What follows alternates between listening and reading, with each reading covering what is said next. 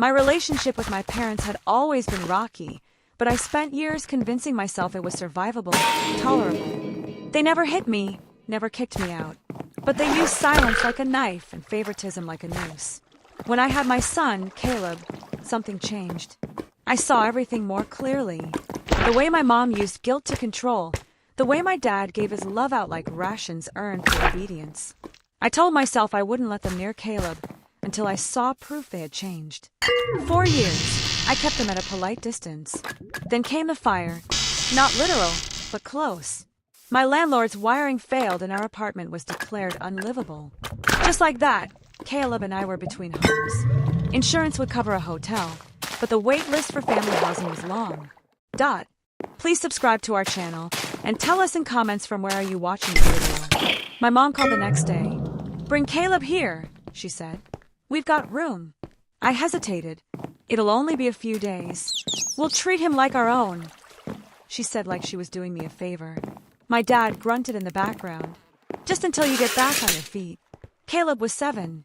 He liked reading, hated loud noises, and loved peanut butter and banana sandwiches. I packed enough groceries to last a week, printed his food allergies in bold letters, and kissed his forehead before leaving. I didn't sleep that night. Something in me twisted, and I couldn't explain why. By the 3rd day, Caleb's voice sounded different on the phone, quiet, tired. I asked what he'd eaten. He paused. "Some crackers," he said. "That's it. Papa said lunch is for family, and I'm just visiting." The phone slipped from my hand. I drove through the night. When I arrived at their house the next morning, the first thing I noticed was the smell. Sausage, eggs, pancakes. My stomach turned. Caleb sat at the far end of the kitchen table with an empty plate in front of him. My dad was halfway through a stack of pancakes. My mom was sipping coffee reading a magazine. "Where's his food?" I asked. My mom didn't even blink. "He already ate." "No, I didn't." Caleb whispered head down. My dad snorted. "He had some crackers yesterday. He's not starving." I looked at my son, pale, sluggish, shrinking into himself like he was learning to be invisible. I turned to my mother. "Why would you say he's not family?" She rolled her eyes. "Because he's not. He's your kid. We didn't sign up for this." "He's 7, I said, my voice cracking. "You think punishing a child is normal?" My dad stood. "No one's punishing him, but he's not entitled to anything. Not like Melissa's kids. They're here every week." There it was. Melissa, my sister, the golden child. Her kids had entire bedrooms in this house. Meanwhile, my son was being starved like an unwelcome pet. I didn't scream. I didn't fight. I walked to Caleb, picked him up, and said quietly, "We're leaving." My mom called after me. "You're seriously making a scene over snacks." I didn't turn around. I didn't say goodbye. I never stepped foot in that house again. I took Caleb to a diner first. He couldn't finish his pancakes. He said his stomach hurt. That broke me more than anything. At home, he wouldn't talk about it. Every time I brought it up, he shook his head and went quiet. He didn't understand why they treated him like that. And how could I explain that some people only love the image of family, not the reality? That night, I sat alone at the table and made a list. Things they love: Melissa's attention, their social reputation, their antique collection, my silence. That last one, my silence. That's what gave them power. And I was about to starve them of it. First, I started talking to everyone. Not online, not for attention, just small personal conversations. To my Aunt Leah, who always wondered why we were never invited to holidays. To my cousin Mark, who thought my parents were saints. To Melissa, who had no idea what happened. I didn't embellish. I didn't twist the story. I just told it plain. They didn't feed Caleb for 2 days, I said. They told him he wasn't family. Every single person went quiet when I said that. Then came the shift. Melissa canceled her kids' next visit. Aunt Leah told her church friends. Cousin Mark offered to let Caleb play with his kids instead. And suddenly, the invitation stopped coming. The praise stopped flowing.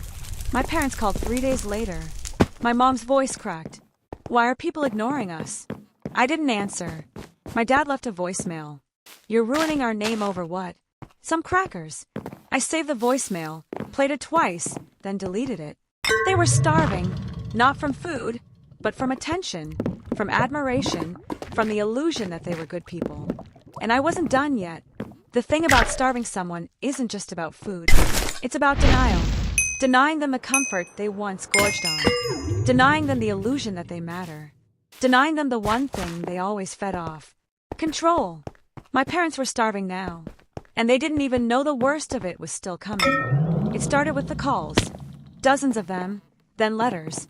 Then voicemails that cycled between threats and fake concern. My mom left one that said, "You're punishing us over a misunderstanding. That's not healthy." My dad followed with, "If you're going to ruin our reputation, at least let us explain our side." Their side? They told a 7-year-old child he wasn't family, and then didn't feed him for 2 days. There is no side. Still, they tried to paint me as hysterical, sensitive, a troublemaker, the same labels they used on me growing up. But it wasn't working this time. People weren't buying it anymore. Not after I told the truth calmly and plainly to the exact people whose approval they craved. I could have stopped there. But then I remembered something. Something small, almost forgettable. When I was 15, my mom made me skip my best friend's birthday party to help her polish her teacup collection before her club guests came over. She said, "Image is everything. If we don't look put together, we're nothing." So, I started with that image. I waited until their annual community fundraiser, the one they hosted every year in their backyard, a charity barbecue for local firefighters with all the neighbors in attendance. My dad was always front and center, flipping burgers, taking photos like he was the mayor of suburbia. My mom floated around with pictures of lemonade and compliments. I didn't show up, but I did RSVP with a name they hadn't heard in years. Mrs. Eileen Carlton, my old 4th grade teacher.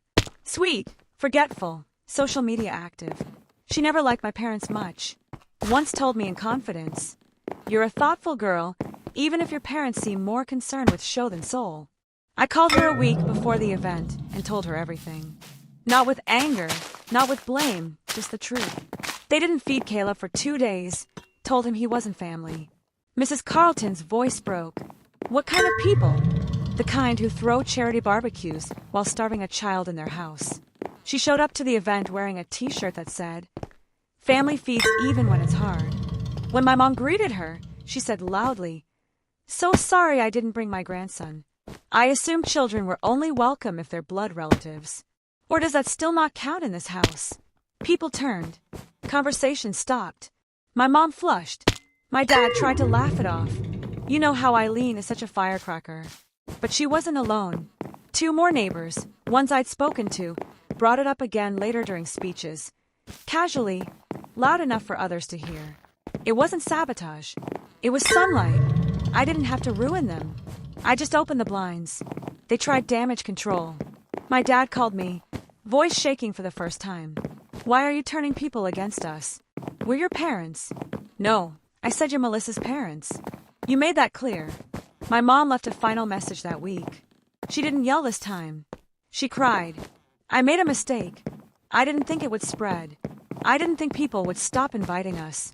It wasn't an apology. It was mourning. She was mourning the version of herself she could no longer sell to others. That's when I knew they weren't sorry for what they did to Caleb. They were sorry people finally saw it. But I wasn't done because I hadn't yet touched what they truly loved most. There was one thing they treasured above all else, even more than their reputation. Not Melissa, not each other. It was the house, the one they bragged about to every neighbor, every visitor, every distant cousin who dropped by once a decade. A pristine colonial-style home my father inherited from his father. Spotless lawn, brick chimney, heirloom rose bushes planted in geometric rows. It was more than property to them. It was identity, legacy, proof that they'd done something right in life. And they used to say it all the time. This house will stay in the family forever. Funny, because now there were no more birthdays held there. No grandkids in the backyard. No framed photos of Caleb or me on the fireplace mantel. Just silence, shame, and ghosts they pretended weren't theirs. So, I gave them one final gift. I sent them a package. Inside was a box of family photos. My childhood photos, the ones with them cropped out. Caleb's first day of school. Me and Caleb at the zoo. All of them duplicated on thick glossy paper. Tucked on top was a letter handwritten. "This is your family now in pictures only. Look at them as long as you want, because that's the closest you'll ever get again. You fed your pride more than you fed my child. You called him a visitor. Now you'll be strangers. This house will stay in the family forever. No, the family left the house, and it's just a shell now.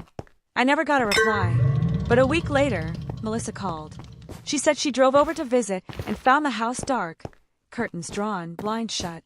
They barely speak anymore, she said quietly. Dad just walks around in his slippers. Mom keeps trying to get people to come over, but nobody wants to. Good, I said. That means they're finally living like Caleb did for those 2 days. She tried to defend them softly like she didn't believe herself. They were raised a different way. So was I said, but I don't starve kids and call it discipline. Melissa never brought it up again. Time passed. Caleb started smiling again, laughing, asking questions like, do birds get hungry when it rains, and do grandmas always forget snacks? One day he asked, can we drive by their house? I looked at him. Why? I just want to see it. So we did. We stayed in the car, parked across the street. The yard was overgrown. The porch light flickered. A single curtain moved, but no one came out. Does anyone live there? He asked. I said, not really. We sat in silence for a while. Then Caleb leaned his head on my shoulder. I'm not hungry anymore, he whispered. I kissed the top of his head. I know, baby. Neither am I. Please subscribe to our channel and tell us in comments from where are you watching this video.